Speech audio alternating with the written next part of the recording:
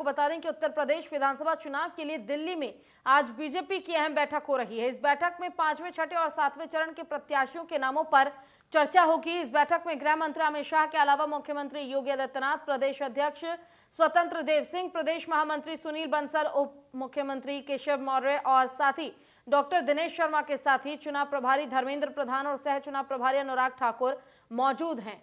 जानकारी के मुताबिक इस बैठक में प्रत्याशियों के नामों पर चर्चा के बाद उसे पार्टी आलाकमान के सामने रखा जाएगा और इसे अंतिम रूप केंद्रीय चुनाव समिति में दिया जाएगा। आज की बैठक में सहयोगी दलों को दी जाने वाली सीटों पर भी चर्चा होगी। आपको बता दें कि बीजेपी ने पहली लिस्ट में 107 उम्मीदवारों के नामों का ऐलान किया था।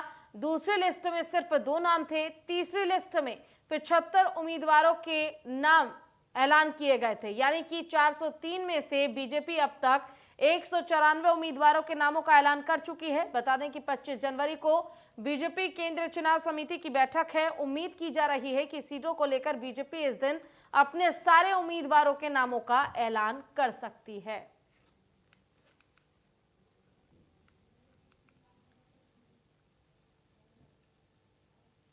और ज्यादा जानकारी के लिए हमारे साथ हमारे संवाददाता विवेक दीक्षित लाइव जुड़े हुए हैं दिल्ली से। विवेक, आज बीजेपी कोर ग्रुप की बैठक होनी है और बैठक में फैसला लिया जाएगा कि आखिर आगे के चरणों में जो मतदान होने उसके लिए किस उम्मीदवार को कहां से चुनाव लड़ाया जाए। इसको लेकर फिलहाल आपके पास क्या अपडेट्स हैं? बैठक शुरू हो चुकी है, कौन कौन शामिल है बैठक में?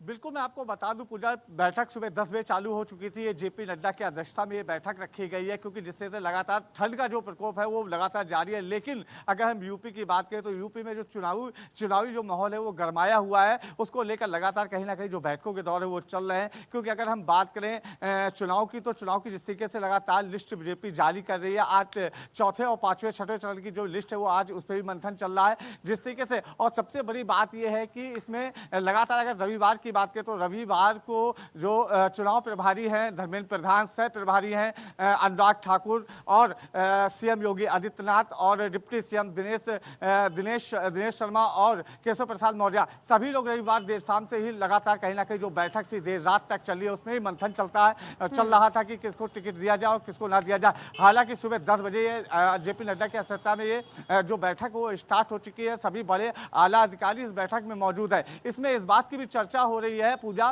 कि जो 20% जो विधायक हैं, क्योंकि सिटिंग विधायक है जिनका रिपोर्ट कार्ड अच्छा नहीं है और जिनकी उम्र 75 वर्ष से ऊपर हो चुकी है, तो कहीं ना कहीं उनके टिकट भी काटे जाएंगे। तो उसको लेकर 20% टिकट पर भी मंथन चलेगा कि किसको टिकट दिया जाए। जिसका रिपोर्ट कार्ड अच्छा है उसको टिकट दिया जाएगा और जिसकी उम्र 75 साल से ऊपर हो चुकी है तो उसका टिकट कट सकता है। तो पूरी चीज़ों पर चर्चा चल रही, क्योंकि अगर हम पहले चरण की बात करें तो पहले चरण में 107 सीटों पर मंथन के उसके बाद लगातार कहीं ना कहीं जो दौर था, जो उम्मीदवारों की जो लिस्ट थी, तो लगातार कहीं ना कहीं बीजेपी जारी करती हुई नजर आ रही है पूजा। बिल्कुल, देखिए अगर बात 2017 के विधानसभा चुनाव की हम करें विवेक, तो 312 सीटें जो हैं वो बीजेपी ने जीती थी। उस दौरान कहीं ना कहीं काफी बड़ा ये आंकड़ा रहा। ऐसे में जो आज मीटिंग होनी है, बैठक होनी है, इसमें फैसला लिया जाएगा कि किस उम्मीदवार को हम आगे सीट दें।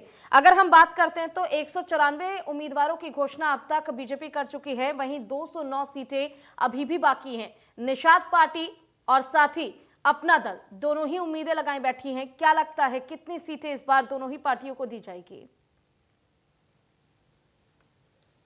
बिल्कुल, मैं आपको बता दूं, जिस तरीके से अगर हम बात करें पिछले उस चुनाव की, तो पिछले चुनाव में जिस तरीके से बीजेपी ने प्रचंड बहुमत से सरकार बनाई, तो कहीं ना कहीं चूक ना रह जाए यूपी के अंदर, तो उसको देखते हुए लगातार बैठक चल रही है। क्योंकि आज अवध के लिए भी एक खास दिन है, क्योंकि और कानपुर के लिए, बुंदेलखंड के लिए भी बहुत ही खास दिन है। आज यहाँ की सीटों के उम्मीदवारों की घोषणा आज शाम तक हो जाएगी। हालांकि जिस तरीके से लगातार जो बैठक चल रही है, क्योंकि अगर हम अनुप्रिया पटेल की अपना दल की बात करें या फिर हम संजय निषाद की बात करें, तो संजय निषाद भी अपनी तरफ से 15 सीटें मांग रहे हैं। क्योंकि निषाद समुदाय है अपने क्षेत्र वो लड़ना चाहते हैं, क्योंकि उनके जो उम्मीदवार है तो लगातार कहीं ना कहीं उसका इंतजार कर रहे हैं। कि अगर हम बात करें इस बार भी कहीं ना कहीं बीजेपी कहीं चूक ना रह जाए, तो उसको देखते हुए, क्योंकि बीजेपी का पूरा तरीके से एजेंडा है कि पूरे प्रचंड रूप से ही सरकार बनी जाए। अगर हम बात करें, देखिए यूपी जो दिल्ली का रास्ता है वो पूजा यूपी से ही होकर गुजरता है। कहीं ना कहीं प्रचंड बहुमत के साथ सरकार तो बनी थी 2017 में। अब उसी इतिहास को दोबारा दोहराना एक बड़ा सवाल और एक बड़ा कंपटीशन बीजेपी के लिए बना हुआ है। आगे भी आपसे अपडेट लेंगे, लेकिन फिलहाल के लिए धन्यवाद।